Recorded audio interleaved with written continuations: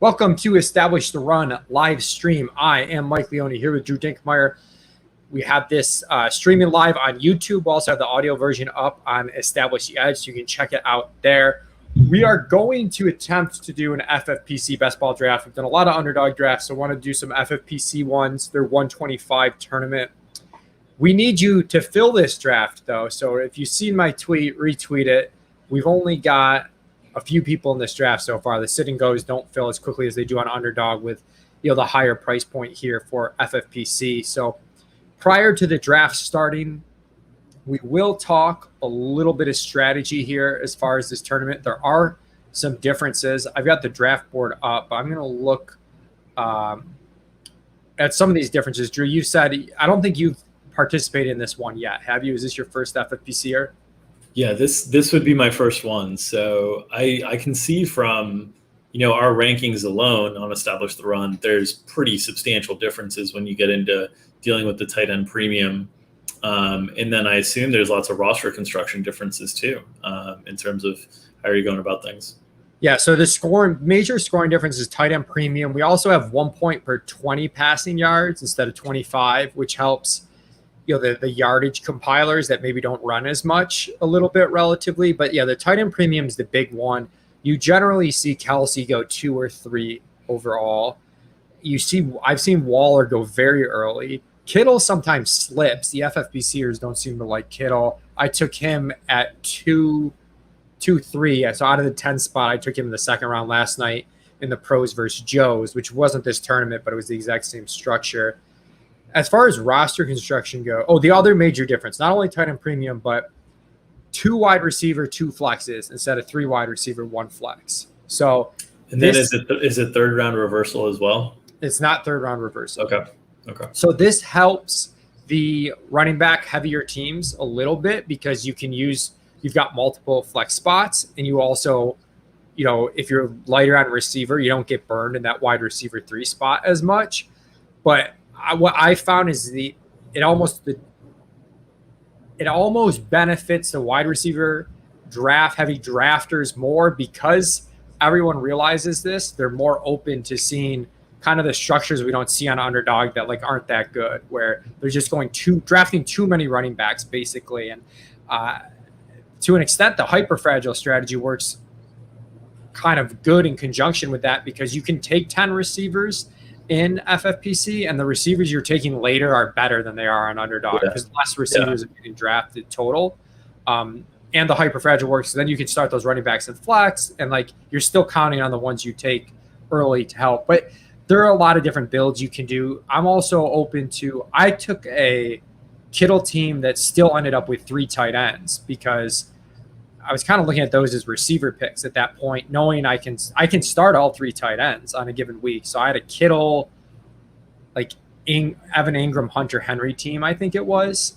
So you can play with the tight end spot a little bit more. I've taken Mo Alley Cox, OJ Howard types late, where I think sometimes the bad tight ends get propped up too much in tight end premium, and then I get stuck at tight end 2 where I'm just kind of punting that off with those efficient guys late. And it's full PPR, of course. I notice your attire decisions are correlated to the league type that we're playing here, right? Tight end premium, you got to bring out the motherfucking Mackey Award shirt. Yes, clearly I, planned that. It wasn't an accident on a very stressful day so far. We do need to get this. If we don't get this filled, we'll probably do some draft reviews. I'm hoping to get it filled. So hop on in, get this thing filled. We still got the water's warm. You can watch us talk about who we want to pick, and you can snipe us the whole draft. The edge is massive drafting against the streamers. Get in here. I should have jumped in this earlier. I was worried it was going to fill before we went live. So those are the main structures in terms of scoring difference and roster construction. Overall roster construction, I'm not tweaking things too much, just being more open to having 1 or 2 less receivers and maybe 1 or 2 more running backs or tight ends because I don't have the pressure of starting 3 wide receivers each week. I'd still like to start 3 wide receivers, even 4. I'd still like to beat people that way, but you don't have the pressure of absolutely having to do that the tournament itself is very different than like Underdog Best Ball Mania, because with it being at a higher price point, way less teams. Total amount of teams is 4,600 teams. I've got Sean Esty here chirping at me saying we should have done the 6 p.m. live one instead. I know you said that on Twitter, but Sean, we had to schedule that too. This was the time frame. Some of us also have NBA content that they're publishing for Game 6 tonight, Sean. Yeah, so. Give us a break. So 4,600 teams. One annoying thing to me is the playoff weeks are 14 to 17. So you get Miami, Philly, Colts, and Patriots are the 4 teams with the week 14 bye. And that's an impact. What I found is you don't have a ton of super premium players on those teams to begin with. Like, I guess you have Jonathan Taylor really early, but I found some discounts at times on those teams where they're not my core players, where I think I can get away with it for a week, and then you're getting really good value on those players. And then maybe you're also a little bit more unique if you do survive that first round, where other teams that have those players maybe are less likely to advance. You have to be cognizant of it. Yeah, I would say that my general impression of how to approach that unique challenge is that I would be very hesitant to stack teams from those buys, because when you start stacking, you're getting into 2, 3, 4 players that are all kind of correlated and on the same bye week, and you're depleting your roster pretty heavily. And I would be looking for individual discounts on players. Now, if you get an incredible discount on the stack, that's like 2-3 rounds later than you would get in a normal situation just because of the bye weeks, then I'm open to it. But that's generally how I'd approach that situation. And I would certainly, for me, I would push Jonathan Taylor behind like Eckler, and so on, and like, maybe even mix in like just like on the periphery there, making decisions, because with any of these roll-up tournaments, you have to get to the final week to be able to really, really make a dent in terms of ROI. And so I want to maximize my chances of being able to win a week 14, matchup. Yeah. I do have a Tua stack on one of my teams in week 14. It's not a huge stack, but I have it with a Dallas stack, and it's kind of like, I'm counting on that. My Dallas stack can't get me through. Yeah, exactly. Yeah. So be it. Yeah. I'm bribing the Discord community with a free Best Ball Mania entry. If you enter this draft right now, I'll give you a Best Ball Mania entry. Okay? Can I cross promote? Hopefully I don't get in trouble for that. Uh-oh. Cat's out of the bag. So you get but what's nice about the tournament, even though it's week 14, so first of all, top 2 scoring teams from regular season weeks 1 through 13 advance. But then you have top 3 scoring teams from each league so it's like, so you get placed into 12-team leagues each week, and they like Underdog, it starts fresh from 0, but to advance from 14 to 15, you only have to be top 3. Then you only have to be top 3 again to advance from 15 to 16.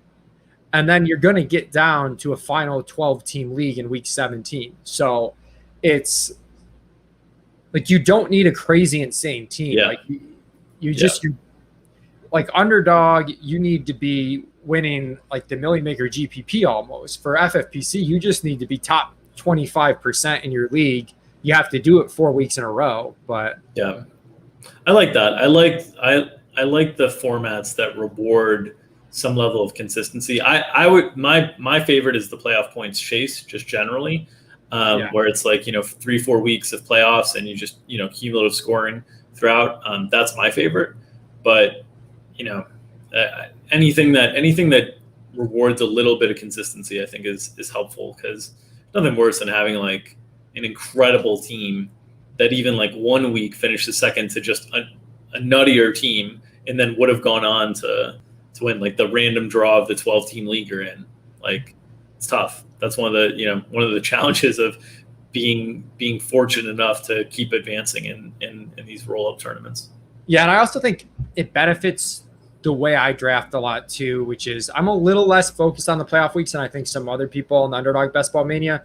but that kind of helps me here where I think I just can have like really solid structures that hopefully like if they stay healthy, like that's kind of my thing is like if my team stays healthy, I want it to do really well. And I feel like that's how I'm building a lot of these teams where they stay healthy. I'm doing it really well. As far as the prize structure, it's $125 entry fee for the prizes. I should probably just share this different screen right now, but we're starting to fill a little bit. The bribing people is bribery works. So it's top heavy though in that final week. It's $100K to first place, then drops off to $25K to second place. Then it's a little flatter from there. $12,500 to third, $10K to fourth, $7,500 to fifth, $5K to sixth. But that's extremely top heavy in the final. Yeah. So I could have. What is 12th place in week 17? $3K. 9th through 12th right. is $3K. So it's not a huge hit even like just to get to the finals. Like you really need to finish like top half in the finals to like have a really nice ROI on this thing.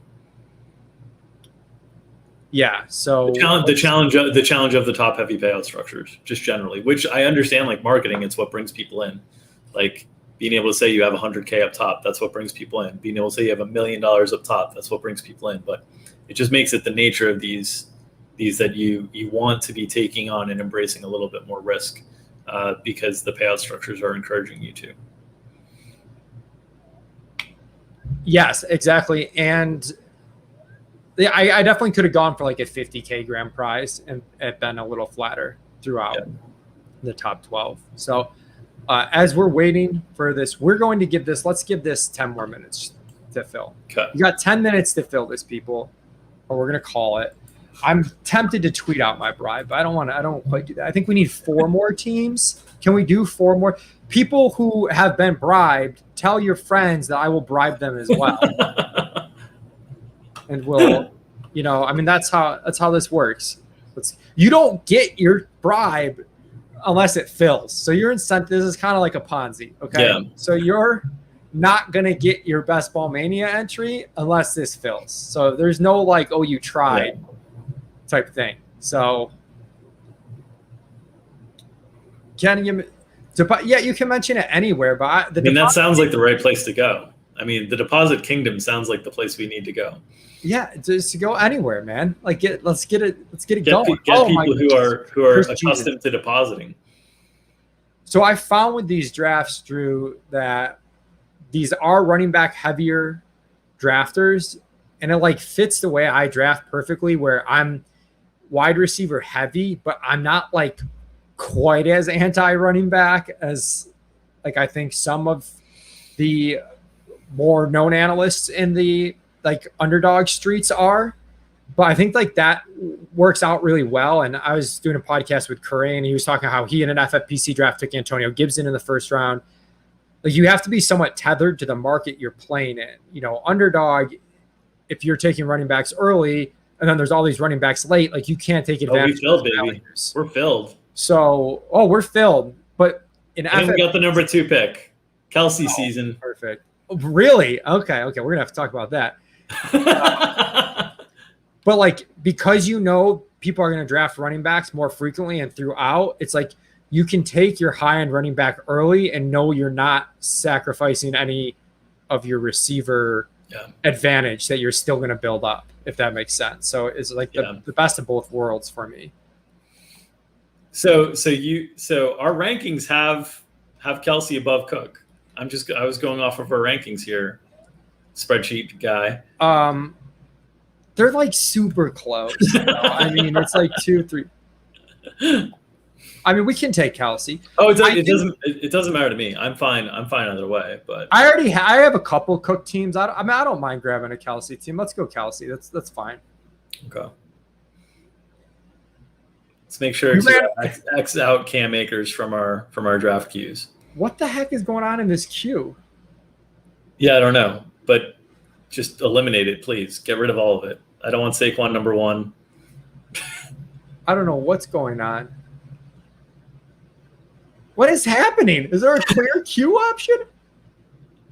Did somebody hack my account?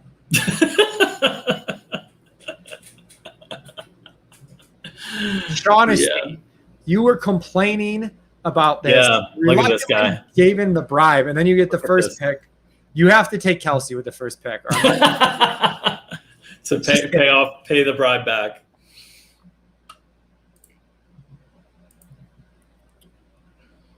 Yeah, so Kelsey versus Cook.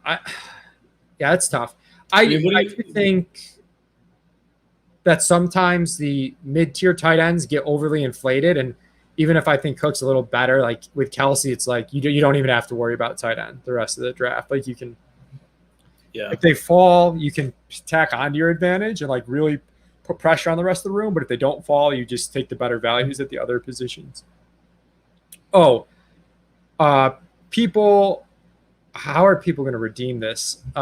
You need to get their underdog username right, and probably via Twitter or via here.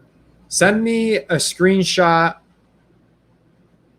I'm going to type. Oh, this is a 30-second clock. Oh my god. Okay. Send a screenshot to establishanalytics@gmail.com. Okay. Give me your username and proof that you entered this draft.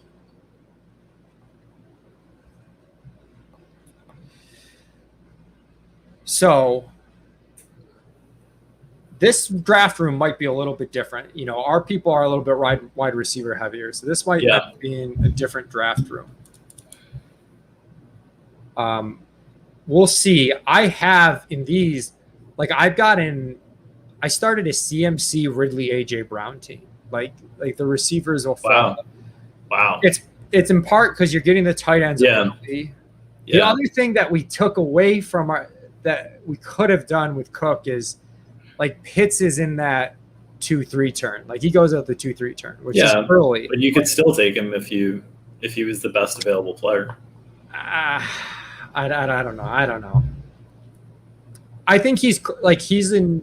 You're talking like really good receivers at that point where I'd only push that if I didn't have a tight end. Got it. Did something happen with the feed? I don't know. Can you guys hear me? See me?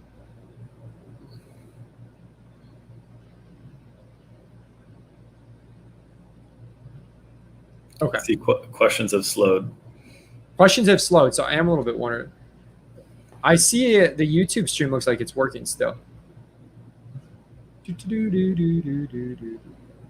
Okay, here they are. Yeah. I think the comments got disabled, just slowed down for a little bit. Okay. We're good. Excellent. So Zeke went 102 in my FFPC Pros vs. Joe's last night. He's on the board here. Finally goes off at 111. I know Chris G is like a 0 RB drafter. I'm going to refresh this because it doesn't have the teams. Hopefully I don't screw anything up when I do that. Blah, blah, blah, blah, blah, blah, blah. Okay, we're good to go. Let's see if he started. Yeah, he started with Waller. Waller at 109. I've actually, in my slow drafts, he's generally gone by 109. He's gone really early. So would you take Jonathan Taylor at the 211 or 3?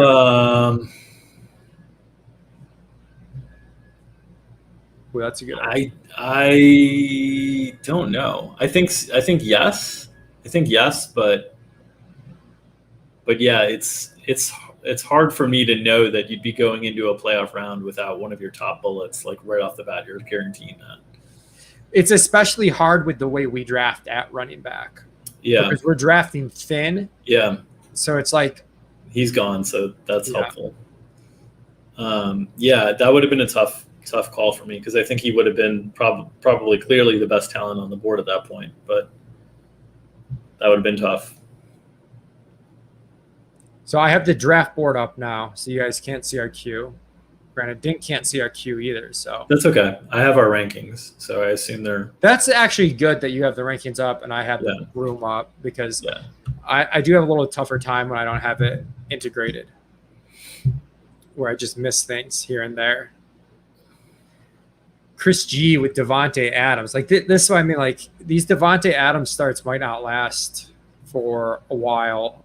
To go Waller, Devontae Adams, like that could be unique in the grand scheme of things if Rodgers is confirmed back for the Packers.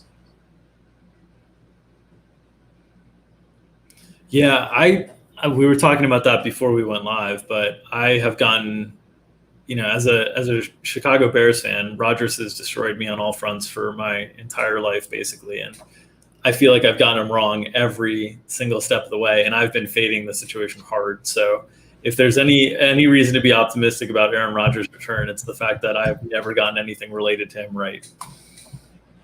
See, we've got the wide receiver heavier drafters already, Dink. I don't like it. One bit. Okay. We also lose Cam Akers as a pick in the first 2 rounds. Yeah. So, yeah.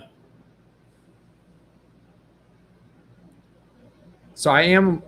I will say one thing about taking Kelsey there, though. If it's a more wide receiver heavy room, like taking Kelsey there over Cook feels a little bit better if we're probably having a running back value fall to us. Yeah, it kind of depends at what point does it stop or does it stay wide receiver heavy throughout. Aaron Jones goes because now we're at like now it's like CEH, Najee, Jefferson, Keenan, Metcalf, right? Yeah, I would have gone. I probably in retrospect would have gone. I'm fine with Metcalf, Allen, and Michael Thomas, like those guys. I know you don't like the running backs more than I don't like the running backs. Like I'm fine with Najee or CEH. I would prefer the wide receivers personally. Yeah. All right. You've really done a full 180 on the running backs, Dink. I know. It's a beautiful thing. Metcalf, I'm assuming. I'd be fine with Metcalf or Keenan. Okay. Let's go Metcalf. Yeah. I also got to be careful. I don't know if it's going to pull from my queue or top ADP. Usually I just let the queue run out. I can't believe we're going to give. I do think like Najee is completely fine at the 2-3 turn. I'm pretty sure. I'm trying to think. I'm not sure if Shaughnessy was in the conversation in Discord when I was having this, but there was a lot of pooping on Najee Harris in Discord. So I'm not sure that this is going to be a Najee spot. Yeah, I think I would take Najee here probably, and have max flexibility. That's fine by me because Keenan was the guy that I would have wanted. So that's fine by me. I think it's a little bit of a teardrop here where Najee might be the last guy anyway. Okay, we'll go Najee. That's where, in retrospect, I think I would have gone Dalvin and Pitts over Kelsey and Najee. Well, would you have? I don't know. I think that's pretty close, honestly. I think that's pretty coin flippy.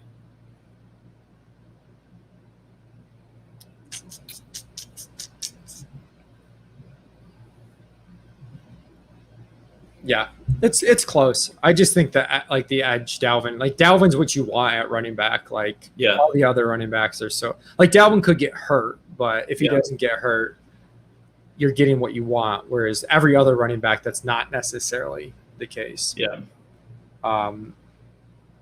But you are asking a lot out of Pitts to, That feels like the higher upside team. I think it's the higher upside. Yeah, I think the Kelsey Najee might be the better floor slightly, but yeah, I think so. And as we talked about in this tournament, that's not necessarily a bad thing. Yeah. The only time we got to be 2 out of 12, 3 out of 12, 3 out of 12, 3 out of 12, and then 1 out of 12 to win this thing. Yeah. At no point are we competing with more than 12 people.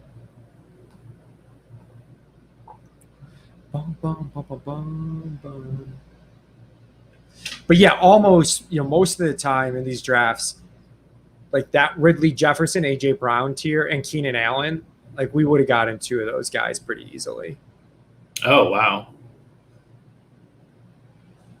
Chubb goes very late. Yeah. Could have gone Chubb over Najee. Yeah, I could have been talked into that. I kind of didn't realize. I'm so used to not drafting Chubb. Yeah, the stream drafts hit differently. Yeah. The case for Chubb is he's just really, really good, and we know he's really good, and he's probably not going to be bad no matter what, right? And like in best ball, I think that's pretty valuable. You just can use his weeks all the time. And then if something happens to Hunt, like maybe he is a top 5 back. The case for Najee is that he's going to get 90% of the touches, right? Like we'd be stunned if they didn't, but there's a lot of like fragility in the offense just being bad and those being empty touches. Yeah. I'm very interested to watch this Najee season. I think it has a wider range of outcomes kind of on both ends than like probably the average person thinks. Yeah. Just because he could be top 5 in the NFL in touches, and it's not a given that the offense will be bad, but I am pretty worried about a low 8-out offense with a 97-year-old Big Ben at the helm.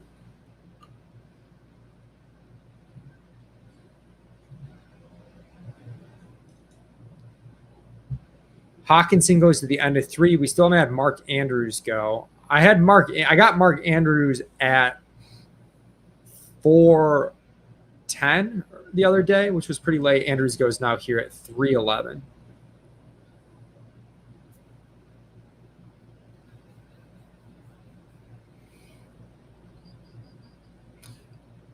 How are you handling Hawkinson in general this draft season? Because I feel like where we're at compared to market ends up being a pretty big fade on Hawkinson. And if you're like multi-entering, it gets a little bit tricky. At least the last 2 weeks since I've been drafting, it seems like Hawkinson's never been close to range for me for where he goes. So that's where I think like you really have to be a little bit nuanced when you're using the ranks. I've drafted a decent bit of Hawkinson. Like I'm drafting Andrews before, and we hit this on our stream yesterday, Dink, where the receiver, there's a big drop off at receiver in the middle round 5. So I'm taking Andrews or Hawkinson at the 5-6 turn quite frequently. I just did a pod with Gretsch looking at the NFC North. He's a little bit higher on Hawkinson. I bumped up his target sense a little bit to have him behind Andrews, but he's one of those guys where in best ball, I think structurally, like I'm fine taking him a little bit ahead of our rank, and in managed, it's probably not worth it. I probably just stockpiling the receivers. Yeah.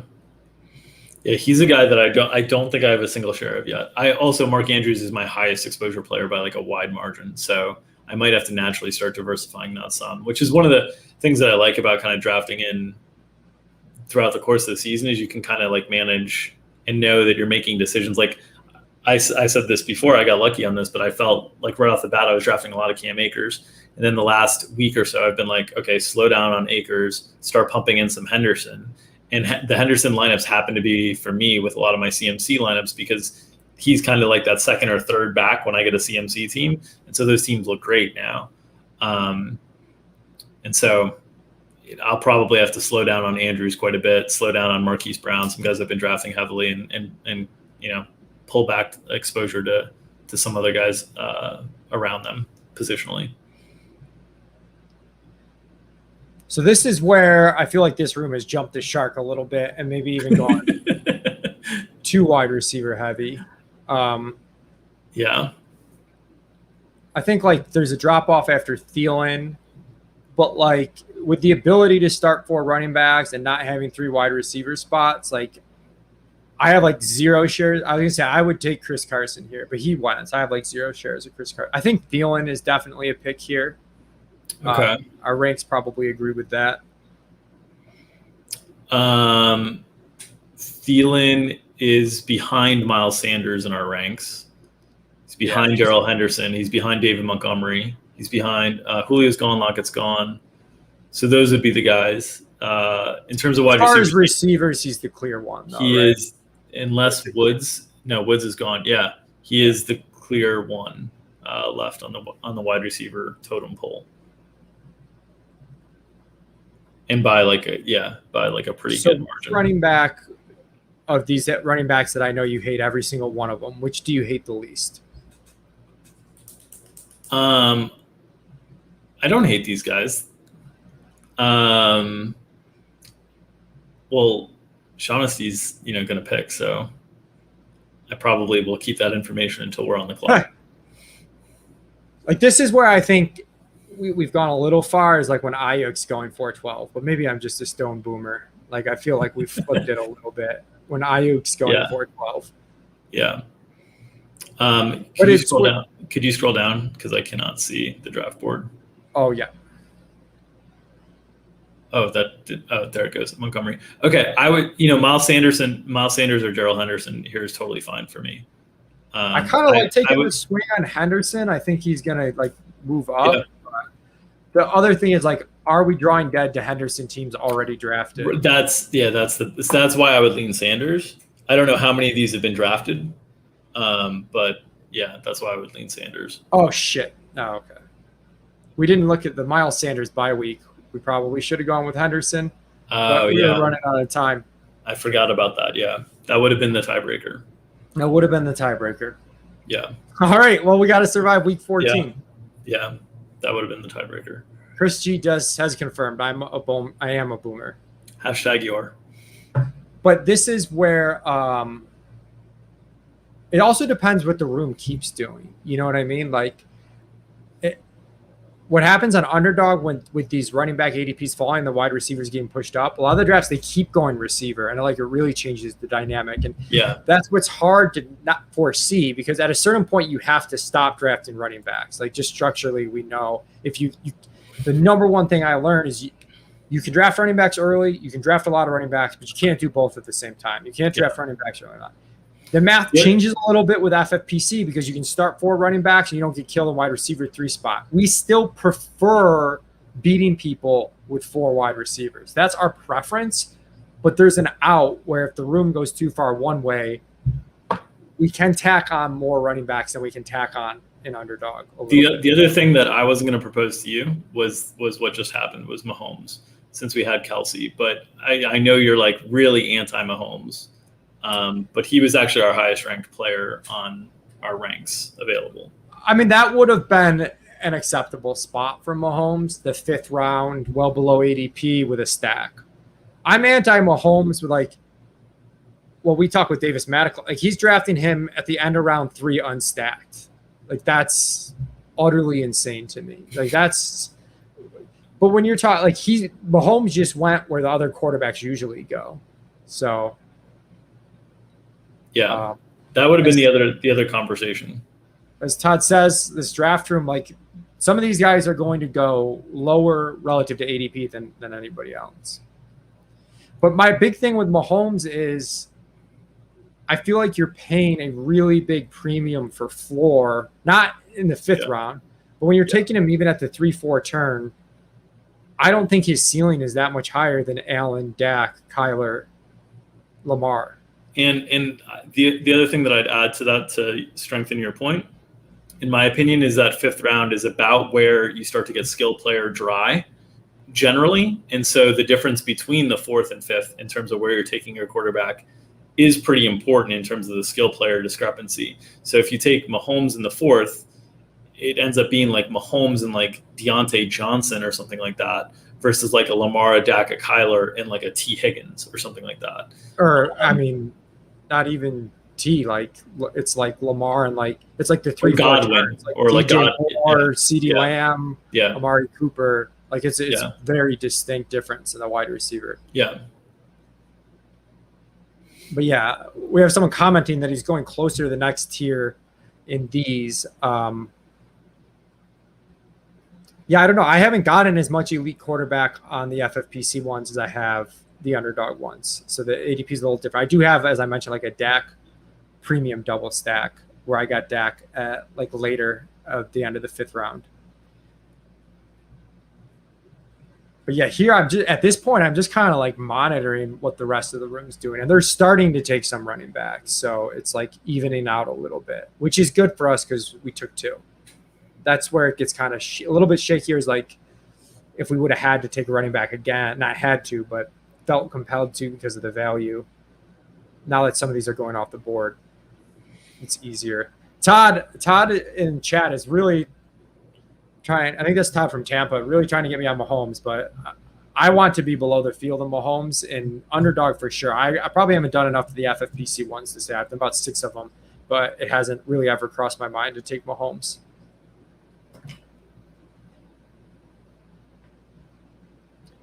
Okay, so there's still, according to our, ranks, still a decent bit of, running back dead zone stuff that's floating up in these as wide receivers keep going. But this is also where it seems like the tight ends start to enter the conversation a little bit too. Yeah. The Dallas Goddard fan is close. Yeah. I've taken Higbee in 7 quite a bit. And that could be some way to get wide receiver value back with the double flex is to do that. Chris G just took Josh Jacobs. Just want that on the record. Wow. There's somebody that I do want to draft for sure. Oh, okay. That's good to hear. Well, maybe not for sure, but I think makes a little bit of sense. Which is getting our stack with Russ at some point at this 6-7 turn. The nice thing about Thielen is I think Seattle, Minnesota is one of the late season games to target in terms of game stocks. So we kind of organically fell into that. Nice. But yeah, this is a very different room than when I draft pros versus Joes last night. I took, Mike Davis in the 6th as my first running back, and I ended up still kind of thin on running backs, whereas he's still available here, and it's a tougher pick because of the structure of the team. Him and Hunt are there, and it seems like one of those guys maybe makes it back to us in the next turn, unless the room really changes identity in the middle, which is tough to see. I know you're on Cortland Sutton, Dink. I generally go Debo here. There's also Goddard's tough because I don't know if we want another Week 14 guy. He's gone anyways. Yeah. I think it's a little early. Where do you have Logan Thomas versus Sutton? Yeah, I would take Sutton. I think Sutton is going way too low, just generally. I think we saw a big upside from him when he was healthy. I'm lukewarm on Sutton. I prefer Debo. I think Chark's that's fine. But yeah, I mean, if we went Debo, that would have been fine too for me. But yeah. I think Sutton has a clearer path to an alpha, but maybe I'm just underrating Jerry Jeudy. I think Sutton has a 15 TD season in him at some point. I think he's that good. I think we take Russ for our stack here. That's pretty good at 7-2. Yeah. You good with that? Yeah. Definitely good with that. Yeah, I'm worried about QB play holding back the offense as a whole, and I like Jerry Jeudy. I think Jerry Judy's very good, but we'll kind of see how that shakes out.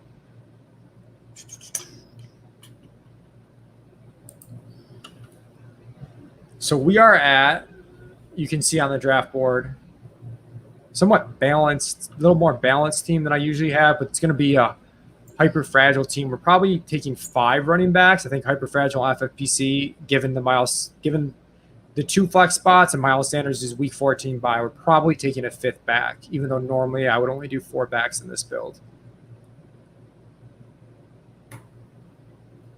I don't know why I had Minnesota Seattle in my mind as one of the late season stacks. It is not. I don't know why I had that in my mind. But you can imagine, maybe because they played late last year. They had kind of a crazy game last year, a night game. Late. The correlation with Seattle stacks is Rams guys, Bears guys, and Detroit. And Minnesota is Bears, Rams, Green Bay. So they have overlapping opponents. That's what it was. They have similar opponents, but they themselves do not play each other. Got it. Todd is saying everybody's on Jeudy this year because Teddy Bridgewater throws short. What do you think about that? Do you think that's a thing like that? I think Teddy is an upgrade for Jeudy I think the upgrade for Judy is probably a little bit more than it is for other receiving options on that team, going from Lock to Teddy. I'm not like, that's not why I'm drafting Judy, but I think it's better for Judy, like relatively, than for the other guys. Yeah, I think guys, I don't know. If I'm a quarterback, I just throw to the best guy as much as I can. I think Sutton's the best guy. So well, I mean, we'll also see like if he's truly 100% healthy too. You know, we still don't know that. Yeah, the reports have been good though. Like there's no concern about PUP or anything like that. So yeah, that would be really bad if there was PUP concern. Yeah. But just kind of like, you know, even he's 99%. But I like Sutton. Like I said, I just think it's close between those two. There's a lot of uncertainty. We haven't seen them play together, really. We have seen quarterbacks. I'm now remembering why you don't like Sutton. You gave away a Cortland Sutton high-end memorabilia piece this offseason. You just literally gave it away. So like you must really not like Cortland Sutton. Shout out CSU Rams. Congratulations. For old Gracie. Okay. I hate that whenever we get on the clock, Dink, draft Cam Akers now pops up. Because he's like I wish I could remove him completely from the draft room. But I can't. Mm-hmm. Yeah, that is horrifying. There's not really any tight end I like here. I think we're probably double tapping receiver here.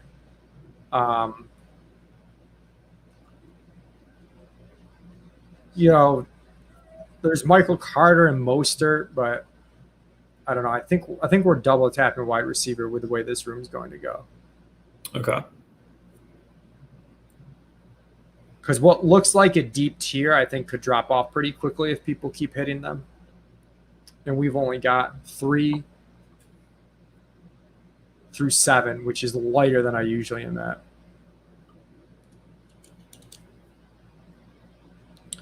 So kind of a matter of preferences. I like Jarvis Landry, full PPR, especially the floor, I think, helps us a little bit on a lighter wide receiver team. So I like him a decent bit here. I know you like Hardman quite a bit. There's been some research from J.J. Zacharias and Hayden Winks to support Michael Pittman as a really strong year 2 breakout. Pittman's a week 14 guy, though, just as a reminder. Also, and the Miami guys are week 14 too. That's kind of where this thins out a little bit. I do think too, Brandon Cooks is getting a little bit undervalued. I know the situation's really bad, but just kind of betting on talent with like absolutely no competition for targets. So yeah. And then you start to get into the rookies too, like Elijah Moore, Rondale Moore as well. Yeah. One thing I'd note on Cooks, I just like guys who have had some semblance of injury histories in the past. His issues have mostly been concussions on really bad teams that we don't expect to compete at all. Like that makes me a little bit hesitant, and why I'm probably like under ADP on Cooks at this point. Yeah. This would be Hardman for me. Yeah, I know it would be. We can go Hardman. The way this room's going, like this is like the absolute earliest I would take Hardman. But if it wasn't for the bye week, I would be taking Pittman over Hardman, I think. I think that's reasonable. What do our ranks have here? They have Pittman, Waddle, Gage, Mooney, Corey Davis, and then Hardman in terms of wide receivers, and then Elijah Moore. But it has, some tight ends above that. It has Irv Smith, Tunyon. It has some running backs with Damian. Has Damian Harris gone? No. No, he has not. Damian Harris, Michael Carter. Damian Harris and Evan Ingram are like the top guys that are not quarterbacks in our ranks. Okay. So what do you think here? I kind of think we should hit receiver one more time, but I'm fine either way. I'm pretty indifferent at this point. The wide receiver situations I'm not super excited about. I do think Harris is like clearly We can't clearly draft better. Harris. It's got to be Mostert. It's Mostert at running He's week back. 14 too. Yeah. Yeah, I think it's like Mostert or Gage kind of, or Corey Davis or Waddle. I would go Corey Davis if we're going wide receiver. Okay, let's go Corey Davis. We can get maybe a cheap Zach Wilson stack as our second quarterback and really just hinge on Russ. Yeah. But yeah, that's where you talk about week 14 coming to play. Like, it's okay to get one guy, but yeah. Damian might have been kind of death for this team. Yeah. Yeah, Sean took Pittman. I would have taken Pittman at that point. I would have taken Pittman on the way back. Yeah. So we've gotten ourselves back in the wide receiver streets a little bit. Crawling back there. Yeah. And we still I think we're like back on pace now. Yeah. I mean, now we're at 5 through 9 with our quarterback and a tight end. Like we're back on pace. Yeah, and the quarterback and tight end in particular are like the very clearly 2 quarterback, 2 tight end builds. Again, you don't have to do tight end builds with an elite tight end in FFPC. You can still do 3, but it just kind of depends on what the room's doing at that point. You're just drafting based on pure value.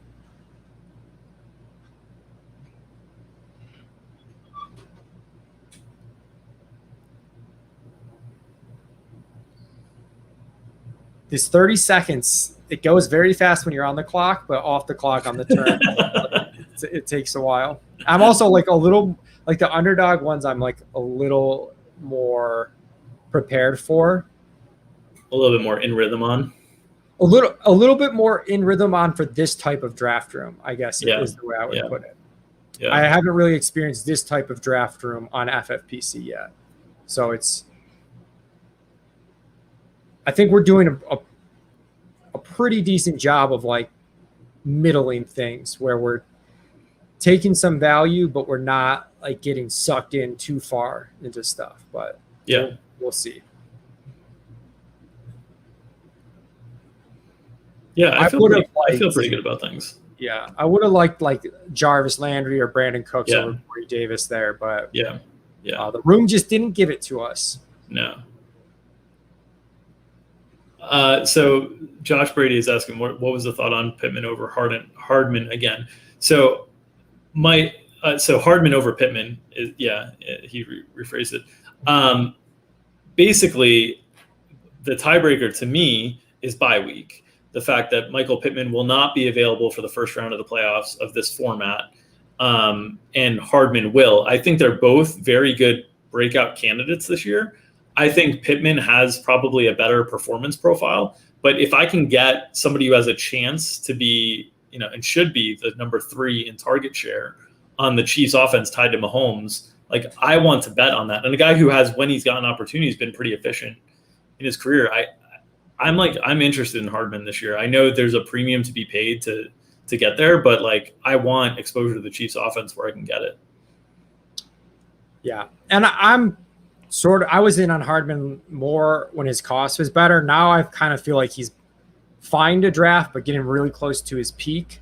The bear case for me for Hardman is, in some ways, I think we're double counting that he's been good and efficient historically. He's played with Patrick Mahomes. So that's true. So I feel like we're double counting. Like, he's an efficient wide receiver who's playing with Patrick Mahomes. Yeah. I do think the Sammy Watkins thing's a big deal in terms of like the ranges of outcomes on both the bull case and also just the median case, which is important. Yeah. So I think he's got that in his favor for sure. The betting on the KC offense part's interesting. And we have this problem in DFS at times too, where there's a team with a really high team total, but no one pops as a value. And it's sometimes tricky to find the equilibrium between, should we be finding someone here to get exposure to this offense, or maybe it's just kind of priced right, just the way this offense is distributed. Well, the thing that I'd say is in best ball though too, I feel like you're going to capture some big weeks just being attached to, like I try to where I can emphasize better offenses in best ball, like because I just think you're going to run into some of the bigger weeks naturally from that offensive efficiency. That's a little bit different full PPR and tight end premium, and than it is in half PPR with no tight end premium. But that's kind of my thought process around it as well. Okay. Mostert falls to 9.8. Damian Harris goes. So some of these running back values are finally getting scooped up. Mostert was probably like that. Mostert versus Corey Davis is probably that was probably close. Yeah. Yeah. So we still have some running back options that are near the top of the list because the wide receivers have gone so strongly. But I don't know. How do you feel about how we are positionally allocated right now? I kind of feel like I have not liked what the field's done this last round, where they've drafted a handful of running backs, and then the receivers they took are the receivers that I liked, which I had. But I do think this is where, like Evan Ingram just went. I think I would have taken Ingram. I like A.J. Dillon a lot. I don't know if we have James Conner ahead of him or not. I probably take a swing at Dillon. We have Tony Pollard and A.J. Dillon, unless I miss Pollard getting drafted. I think Pollard got drafted. Or I'm just missing him. I don't see him getting drafted unless he just went right before us. He's not. He's drafted somewhere. Okay. Somewhere. So then, it was hidden by the shoot us an email. So yeah, A.J. Dillon would be our top guy on the board, and I'm totally fine with that. Okay, I think we go Dillon. I like the Dillon pick a lot. I think he's really the perfect zero RB bet where we're going to get contingent value, like huge contingent upside, but we've also got more standalone value than I think probably is perceived with him. Yeah. Yeah. I like A.J. Dillon quite a bit there. If you want to bet on Green Bay too, oh shit, Tunyon just went. That's what I was going to say. I was trying to keep it to myself, but Tunyon goes. So our next highest rated guys are running backs. If you wanted to go into the non-running back pool, it's Hunter Henry and Jonnu as the next. Yeah, I think it's early for those guys. I think this is where us having like a little bit of discipline on Corey Davis like pays off, that we can take these picks. If you wanted to go Connor, or I'm fine with Connor. Or Melvin Gordon, David Johnson. I like Latavius. Connor. I like Connor more than those guys. Okay, so probably is Zach Moss gone? Yeah, he's gone. Connor would be the guy. The wide receiver option would be Rieger. We ran out of time, so I want Connor. Connor's fine. Yeah, and Rieger has bye week issues, so Connor, I think we're clear on bye weeks. Yeah. Yeah, so this is where when you get in these wide receiver heavy rooms, sometimes like it's tough to pass on a value like Mostert at 9.8 or 9.2, where we took Corey Davis, but it ended up working out because we would not have been able to double tap running back when the wide receivers were really kind of tough there. Yeah. So, and it's you could flip it too. We could have passed on Miles Sanders for Deontay Johnson and taken Mostert at 9.2. But you can't keep you got to figure out where to make your sacrifices, basically. Yeah. Todd says he would take a fifth running back. We're definitely going to take a fifth running back. I just would not have liked to double tap it there. I think there's still going to be a fifth running back that we're happy with and fine with the next turn. We definitely hit the wide receiver. So to give you some perspective, though, like guys like Bateman and Gabriel Davis, I've gotten at the 14-15 turn. Not here. Bateman went 9. So this room is different for sure. Yeah. You bribed a difficult field. I bribed the wrong guys. And I kind of wonder what that means as far as like the team that makes it out of this league. Do you think it's going to be better or worse than the team? Like, I think the team's going to have. I think this is going to be. Yeah, I think this is going to be a challenging league.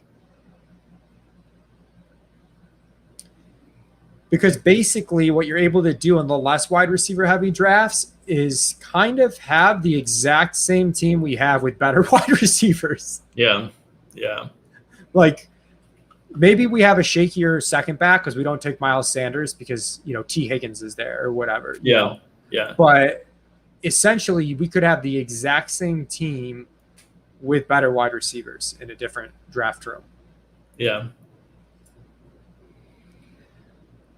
Okay. We will have to, and we're going to end up taking a lot of wide receivers. We're going to end up with like a 2-5-9-2 most likely. Maybe we'll get a third tight end just if the value is there. But we'll kind of see.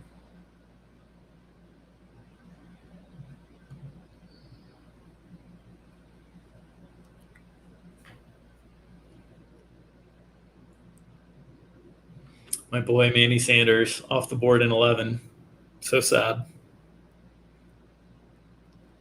I'm also, I mean, we'll probably get sniped on this, but at 12-11, like we've got some, even though I mentioned like going real cheap at QB2, but we've got some QB upside plays in play here. Oh yeah, like ruining Shaughnesty's double stack of Trey Lance. Is that what you're talking about? Oh yeah. Shaughnesty's not getting the Trey Lance double. I mean, are we going to be the ones to ruin it? I don't know, but he's not getting that. You had your chance in 11, Shaughnessy. But we've got all the rookie quarterbacks and Tannehill. You didn't take your shot, just like Cole Beasley. Where's the like groan sound effect?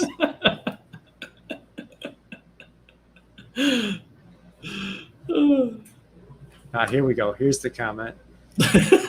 Leone, what tanning salon did you go to in order to not look like a Twilight character? I swear there's something with my Zoom settings. When I do the pods and shows with Levitan on Zoom, it's like, it's terrible. I also don't have all my lights on right now. I'm blaming the Zoom settings. Okay. Can you scroll down on the draft board? Yeah. Thank you. Can see what the heck is going on. Well, the wide receivers have stopped. Yeah, which again, for a second, they had to stop given the names that were on the board, which is like, again, we took advantage of that with the Dylan Connor picks, which I think were good. I'm gonna say it. You're not gonna want to hear it, but yeah, this is gonna be about David Johnson or something. Yeah, like I don't think we need to do it here, but we're taking a fifth back. Like Melvin Gordon and David Johnson are fine in round 13. I'll say it. I've done it. I've said it. Yeah.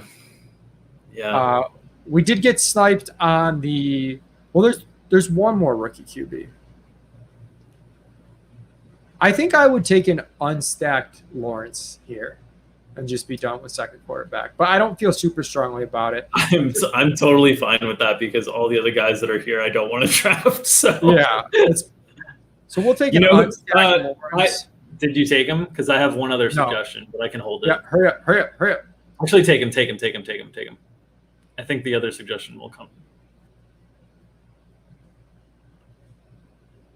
Oh, the other suggestion was already drafted anyway. I just see it now, so don't worry about it. Who was it? I was thinking about Gerald Everett because of our stack. Oh, But he was gone. Yeah, I think Todd's saying Jono. I'm pretty sure Jono's gone. If he's not, I would be interested in that. Jono is gone. Jono is gone. Shaughnessy takes Melvin Gordon. He jumps on the grenade. The grenade has been jumped on.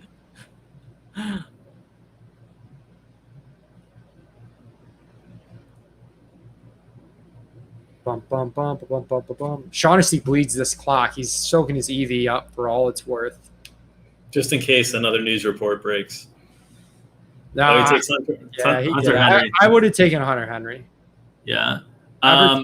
So you know what we're in tight end situation now. We're looking at like Troutman if he's still there. He's gone. He's gone. He's always gone. Fertzer. I like Fertzer, but I know he doesn't fit the tight end premium scoring super well. Yeah. It's like Fertzer, David Johnson, or Jamison Crowder. Oh my God. Pick Crowder. Really? Crowder. I don't know. I hate all these options. You can go ahead. Okay. Well, I took Crowder, but I don't feel good about it. I don't feel good about anything. I think we should have. I think Fertzer was probably the pick, but I don't know. Yeah, maybe. I don't know. Or maybe Gus Edwards might have been the pick at that point too. Gus Edwards probably was the pick. Like Gus or Dave, and I mean, say what you will about David Johnson, but he literally was winning people tournaments last year with Deshaun Watson, of course. But yeah, that's the difference. Is that no, I know, but sometimes we say oh, this guy has no upside. Like it was in him, he had it. It materialized. I know it's obviously a very different situation, very different context, but yeah, round 13's not so bad. People are saying Crowder fits a Zach Wilson stack. The problem with that is we just took Trevor Lawrence. Yes. Not taking 3 quarterbacks with Russ. So, yeah, I think Gus is the guy we should have gone with. I think we are in agreement with the chat. You think Gus is that much better than David Johnson? I just PR. I mean, I zero pass catching value and yeah, I don't know. Does DJ have a bunch of pass catching value with Tyrod? Does Tyrod throw to running backs? Well, when we get Davis Mills checking down. Yeah, the Davis Mills situation. If David Johnson's legs can hold up until then, the Davis Mills situation will be there. I think for me, and this is why I draft differently than people, I get a little nihilistic, but I feel like you reach a certain point on guys with their price where I don't ask too many questions. On guys like Thielen's one of them earlier in the draft, but some guys later where I am as conservative as I possibly can be in my projections. I'm layering in 0 upside case to their base case. Yeah. And at a certain point in best ball, more so than managed, I treat a little differently, but in best ball, I reach a certain point where I'm like, okay, it's time. Maybe these points work out for us. Maybe they don't. Yeah. And I think one of the benefits to being the person who does the projections is how conservative you've been already. The people who are just looking at the projections are double accounting for all the worst case situations, or they're double accounting for the positive cases in the case of Mecole Hardman that you were talking about and whatnot. I think that's one of the benefits of doing your own projection work is you get a real feel for the range of outcomes when you're maneuvering projections around. I think that's one of the things that has been so valuable for people on the outside to listen to the Establish the Edge podcast that you've been doing with Ben Gretsch of late, talking through divisional kind of projection breakdowns and how you guys have looked at things differently. Yeah, we should have gone running back there, though. All the running backs are getting ravaged, and there were some pretty good ones. Madison, Singletary just went. Yeah, I would have taken all those guys. I probably would have taken those guys over DJ, though.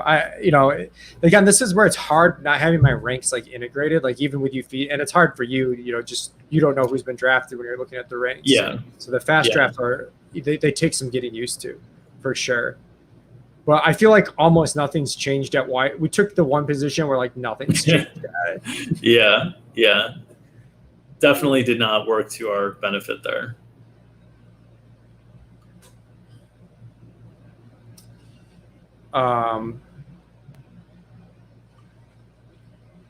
Shit. Yeah, we screwed that up for sure. 100%. We could have used one of those guys as the 5th running back. There are definitely options later at running back that aren't horrible. It's just we screwed it up though. Yeah.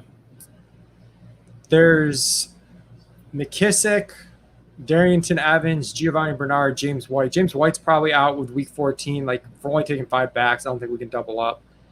Tevin Coleman, I like a little bit less in the full PPR. I feel like you could probably do a little bit better. Devontae Booker's I don't know, somewhat appealing. I know Silva's got him inside his top 150. Yeah, Hooper was the guy I was hoping might make it back at tight end because nobody ever likes drafting him. But that I do did not think happen.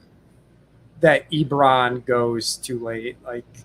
I don't know. I think Ebron's fine. Yeah. I think Ebron's going in a range where the guys are much worse than him. Maybe he's in his own tier, but it's there's a point where it's I don't want to take Ebron, and then there's a point where I'm oh, Ebron's the only guy I would take here. We're pretty close to that on Ebron. So I would take Ebron. or I don't know if I would take. Like I would take McKissick. McKissick, right? I would take McKissick. Okay.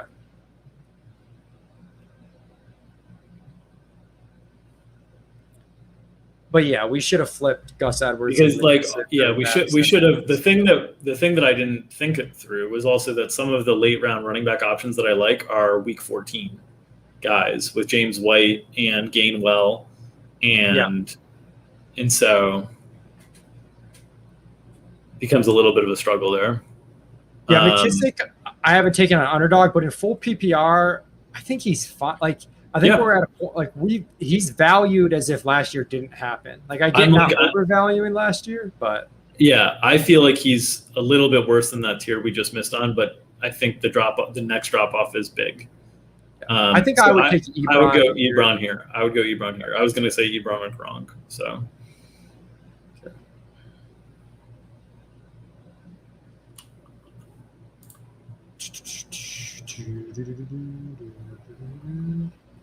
One advantage of week 14 players is you have them an extra week to get to the playoffs. That's true. There's some offsetting factor there. Yep.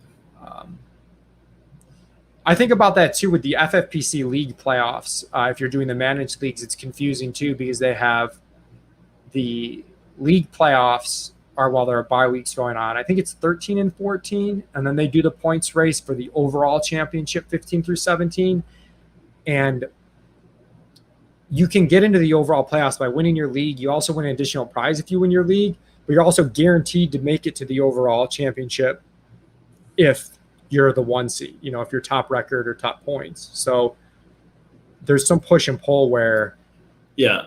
I also I don't know if this makes sense to you or not, but I'm also more concerned about the bye week stuff in best ball than I am in managed. Managed, I can find stuff to try to fill holes, but in best ball, let's say I have a 5 running back build, like our 5 running back build with Miles Sanders as a week 14 running back.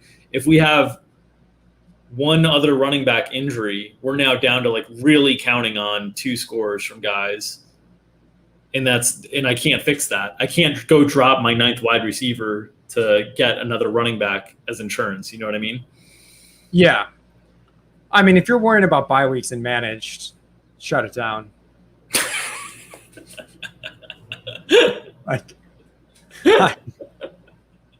They're definitely more important in best ball.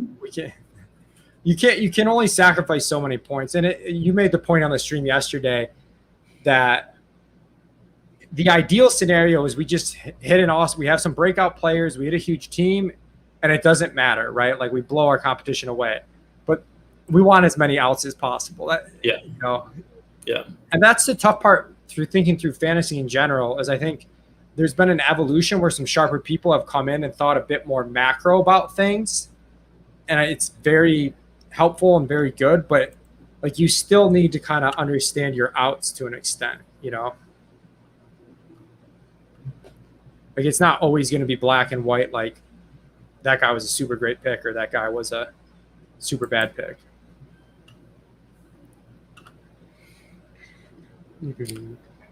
I wonder if we still could have gone Jamison Crowder here. Probably. I know who I want. There's 2 guys. I know who I want, which means there's a good chance he's already been taken, and I need to keep scanning the board to make sure that he's not. You probably just want to take every Kansas City Chief wide receiver. Is J Hart serious taking Eskridge at 1602? That's gross. Say goodbye to your best ball. How dare you? How dare you? How dare you? Now I've only got 9 of these to give away. 2 people have already lost their Best Ball Mania entry. Man. I was assuming you would want to draft DeMarcus Robinson. No, I was definitely looking at somebody who's already been drafted as I keep trying to scroll and find. Diami Brown just went. That's who I wanted. DeMarcus Robinson goes. But this is very different than a lot of these. So a guy I have not drafted. So we're taking two. Wait, what are we taking positionally? What are we taking left? I think we're just taking receivers unless there's a tight end we like better than the receivers. Okay. Do we have to take kickers? We're done at Do we have to running take kickers and defenses in this thing? No, this is a slim. Okay. We'd be here all day if we were doing the 28 rounder. I have news for you. I've been looking at the wrong best ball rankings. I should have been suggesting kickers. It doesn't make that much of a difference. I assume it's the same. Todd's saying Pringle over Robinson, which if Todd is right on that, I'm going to be a poor man at the end of the year because I have way too much Demarcus Robinson so far. I should balance it out. I know Jack Miller's into Pringle. Davis Maddox into Pringle. Amari Rogers was my guy. I'm kind of upset at that. Snipe. That's a good Aaron Rodgers stack. Let's get going there. Todd suggested Hayden Hurst at tight end, and I don't hate that. I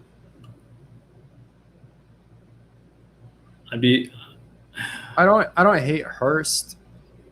I think you have some standalone value and then some contingent value on the, Hurst from a rankings perspective looks okay. There's like Nico Collins, Kadarius Toney, just like taking stabs on rookie wide receivers. Hurst or Collins would be my guys, I think.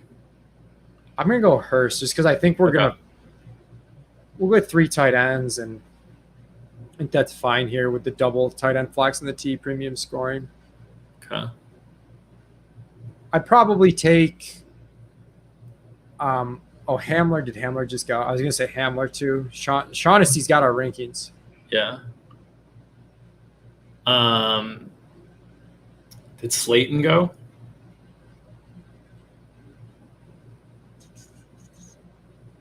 I think Slayton went. The running backs or the wide receivers. Yeah, Slayton's gone. I would take.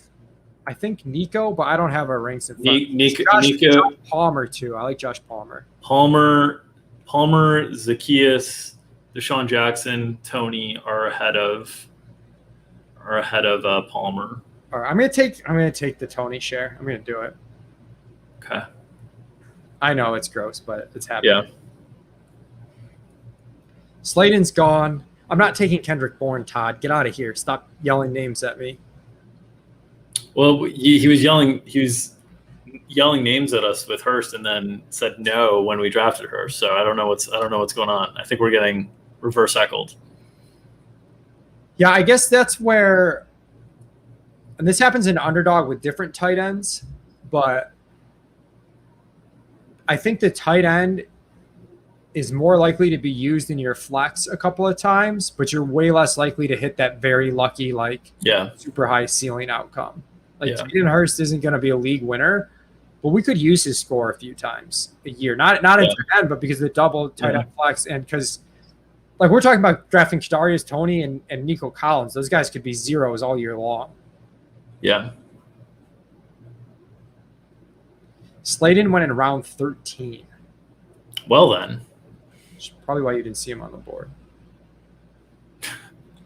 I'm not doing stream drafts anymore. You guys are No, this is what we got to do for our next stream draft. We need to sign up for one of the slotted times, not the sit and goes. Yeah. We should do that. We won't tell anyone the time until the league fills. Okay. I want you to not sit with all these maniacs. Not sit with these wide receiver maniacs. Okay. Chris G takes Mo Alley Cox. He's been one of my very late round favorites in this format. I've taken a decent bit of Mo Alley Cox. Shaughnessy says, now you like I was never against the idea. The time did not work out. Today's show, we scheduled 2 p.m., buddy. So I'm going to throw out names, and you tell me if they've been drafted. Okay. that are on our list. Dalton Schultz, but we're not taking any more tight ends, right? So I'll just stick to wide receivers. Josh Palmer. He's there. Sammy Watkins. Marquez Valdez-Scantling. He's got to be long gone. James Washington. He might be there, but I don't. Josh Reynolds. James Washington and Josh Reynolds are there. Scott Miller.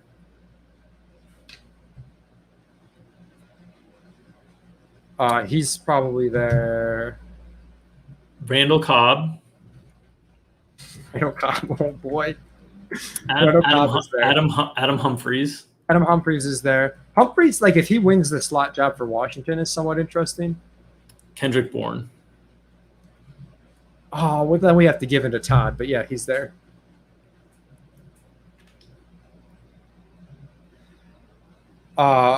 Rachel's texting me. She's wants to know how much longer because she needs to look for the aerial Legos that are in here that Micah wants to play with. And then she's like really confused that this is so many rounds. Honestly, though, how many rounds are there? I told her she could come in, but she doesn't want to get caught on the camera. Yeah, that's always the struggle. That's always the struggle. Yeah, I know who I want for sure. I'm not saying it. These monsters. Do you know who you want? Was it Adam Humphries? No, it was Josh Palmer who just went. Okay. I do know who I want. I don't know if they've already been drafted. It's the usual position I'm in here. The unenviable position. We are up next. Dude, we are at the point where guys don't have ADPs, where it starts at just the base 350. That never happens in these drafts. I think I know who I want, but I really don't care. So I feel like Chad has gone off the deep end right now. Yeah, Chad's really. Hey, Rach. Okay, who do you want? I want Josh Reynolds. Okay, that's who I think I was coming to the conclusion on as well. Like he's going to be out there. Like right now we're looking at guys who might not be out there. So let's take the guy who's going to be out there. All right, what a team! Probably not winning 100K, Drew. Probably not. I feel a lot better about the team we drafted yesterday, Mike. Yeah, these monsters out here drafting all these wide receivers, making it difficult on us. Thank you, Bruce. I don't know if I'm posting the ET feed. I don't know if the people can trudge through this nightmare.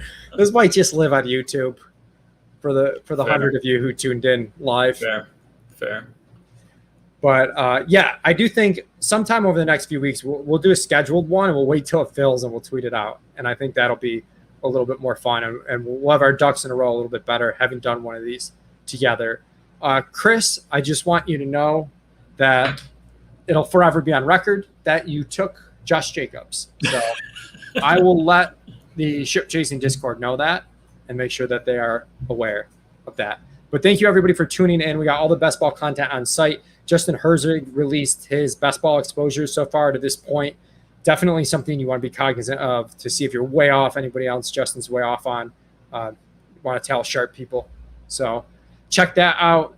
Dink, you've got NBA content coming up tonight, right? Yeah, Game 6, baby. So for ETR NBA. Game 6 is tonight? Yes, Mike. Game 6 is tonight. I did not update those salaries for you. I need to go do that. So, Game 6 tonight. There is an NBA game tonight. It's not tomorrow. It's tonight. All right. Good luck, everybody.